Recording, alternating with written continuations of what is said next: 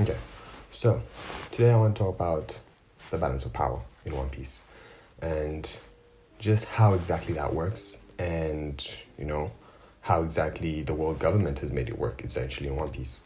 So, back in Water 7, after the whole Enies Lobby arc, we got introduced to exactly how the world government maintains the balance of power, and that was the first time we heard about the Yonko, and just in relation to them, the Warlords of the Sea as well, and the Navy. And we found out that the three of them, or the three different powers, make up a balance of power. Now, there's been a lot of talk about how, how the Warlords are not as strong as the Yonko and so on and so on. But I think throughout the story, it's very clear that there is some kind of balance in power. And maybe it's not exactly how we may think it is, but I think it still does exist. And I think it exists through the form of not 4, but more or less 6 Yonko crews. I say 6 Yonko crews because it's not exactly a Yonko, like, pirate ship crew, but it's more the structure. I think that Oda has a certain structure that he's using for all, like, the major powers of the world, where, he has one person who leads them, a couple people under that who are like, right-hand men or so on, commanders, and then below them there's another tier and so on, and you can go down. It's like a pyramid. And I think that there's 6 of them that create this balance of power. So basically what I'm saying is that, each of the Yonko crews makes up like 4 of them.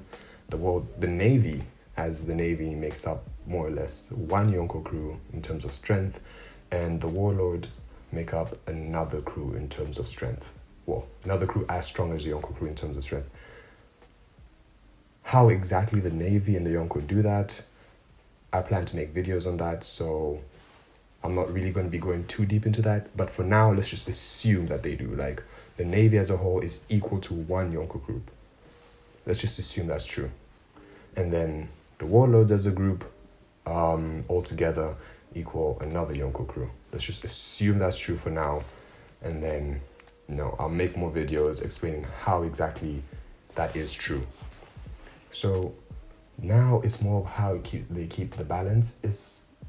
And that's more to do with the fact that when it was explained, Garp mentioned that it's not that the 3 of them are all at odds, which keeps them in this in some sort of stalemate.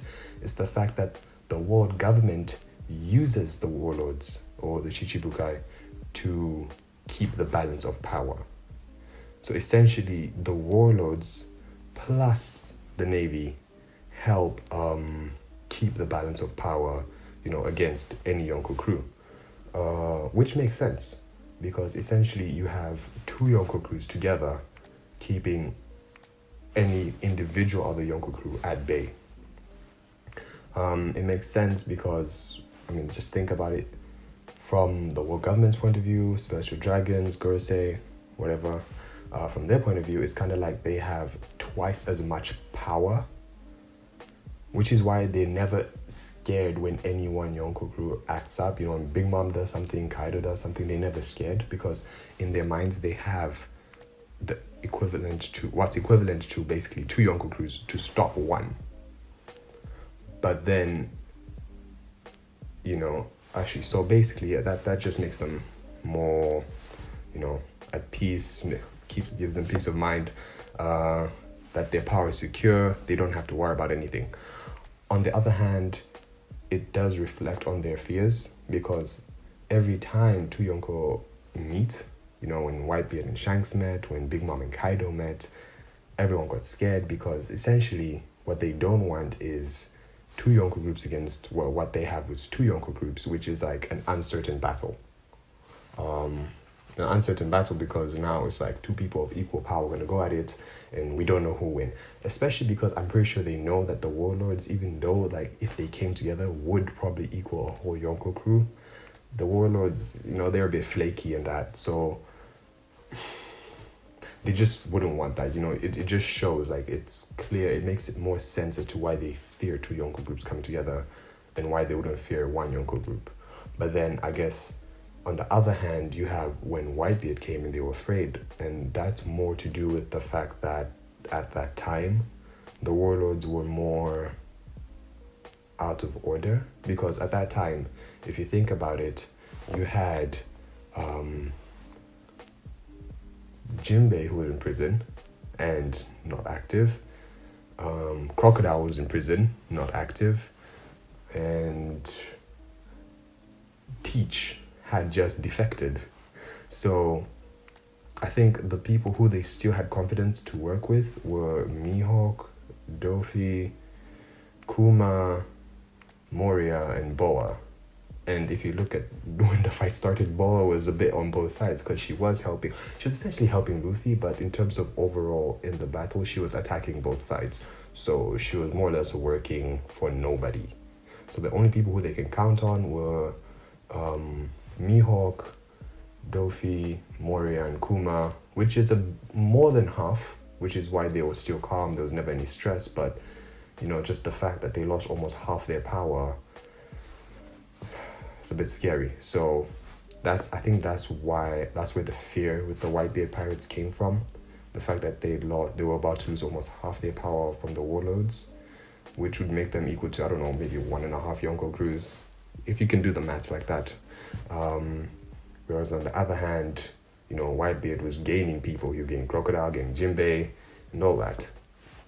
So I guess that's just with the balance of power that existed. But as we move on in the story, the problem that we see with the balance of power is not the Yonko per se, and not the people who already exist, but more the worst generation. Actually, not really the worst generation, more the Supernova, because I want to count Teach in this one.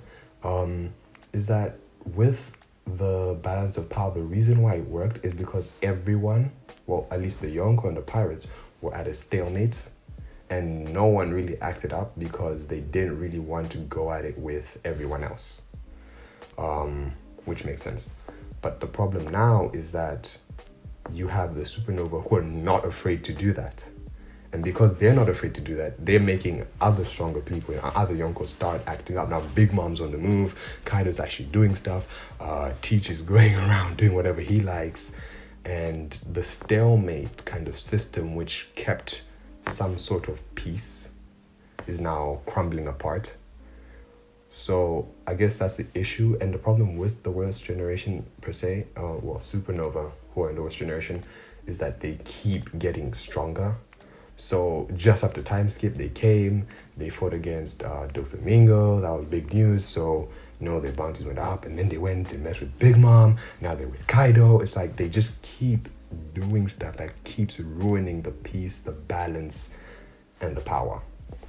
So I guess in that one, that's essentially the issue that Oda's trying to show with the West Generation, is that they're not necessarily here just to, become strong as Yonko, but the reason why the world government fears them, not because of their strength right now, but is because they're destroying the balance of power, which keeps the peace. So yeah, that's about it for this video. Again, like I said, I'll talk exactly about why I think the warlords are equal to one Yonko crew. I think that's a bigger one, and why I also think that the Navy are equal to one Yonko crew. Not more, not less, just about equal to one Yonko crew. And yeah, there will be some headcanon-y stuff in there, but mostly I think, based on facts. So yeah, like I said, guys, this is the end of this video. Please don't forget to rate the video. Share the video. If you have that one friend that needs to hear the truth, share it with them. And yeah, do all the regular stuff, subscribe, comment, and I'll see you guys in the next video.